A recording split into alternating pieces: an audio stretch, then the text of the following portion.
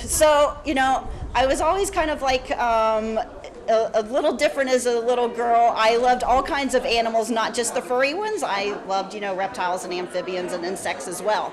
So it just kind of grew as I got older, and I kind of turned it into a hobby where I would work with these species. I would breed them in captivity, and then when I was diagnosed with cancer in 2008, I had decided that, if I survived that, I wanted to turn it, from a hobby to an actual career. I wanted to do what I loved and not be what other people wanted me to be.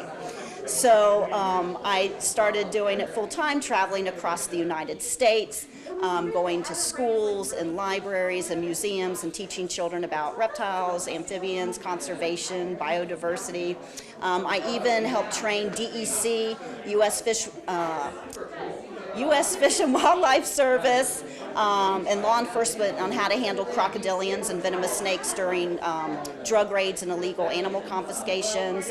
I've been the executive producer of some wildlife documentaries, and I just wanted to expand and open up something to the public where people could see all the animals and species that we work with, and some of the stuff we do behind the scenes, like breeding and working with endangered species and stuff. So I grew up as a Navy brat, so I've lived all over, but my husband is from Western New York, and we've lived here before, and then I went to help a friend of mine open up a reptile zoo out in Michigan, the Metro Detroit area, and let's just say that Metro Detroit's a little different from Wyoming County, and sometimes you don't know what you have until it's gone, and we realized that this is where we're meant to be. We absolutely love Western New York, and Wyoming County is just in our heart, and we love the community here. We love the beauty of the landscape.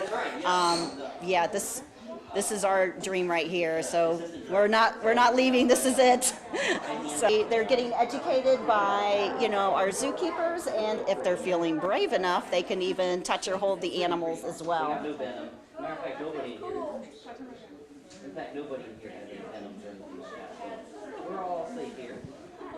So did you train your sons? Yes, they absolutely grew up in it. My oldest son, Seth, there grew up watching, Crocodile Hunter with Steve Irwin and Jeff Corwin. I grew up watching Mutual of Omaha's Wild Kingdom. So we're, showing definitely the different generations here. Right. And now, so tell me what he's holding. So that is a gopher snake. It is a native species to the United States, in states like New Mexico and Arizona. He's just a juvenile. He's going to get a lot bigger. He's non-venomous. Although venomous snakes are super important to us humans, we use a lot of snake venom in our medicines to treat diabetes, high blood pressure, heart disease, Parkinson's, to break up blood clots and stroke victims, you name it. So. You want to do a little bit more? Go for just a little bit.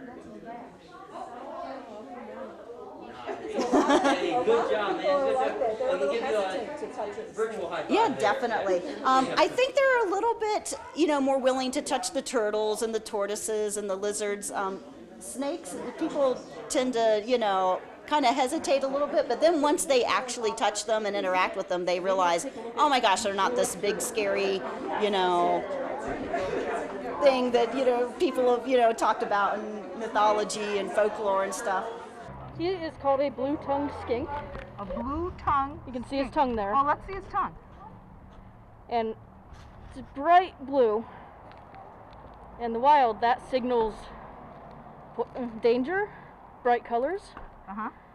So he's totally harmless. But if he gets scared by something that wants to eat him, he'll actually open his mouth and put out that big old tongue, and then they think he's dangerous. Ah. And what is this called? Blue-tongued skink. And where do you find them? They are found primarily in Indonesia and northern Australia. Okay.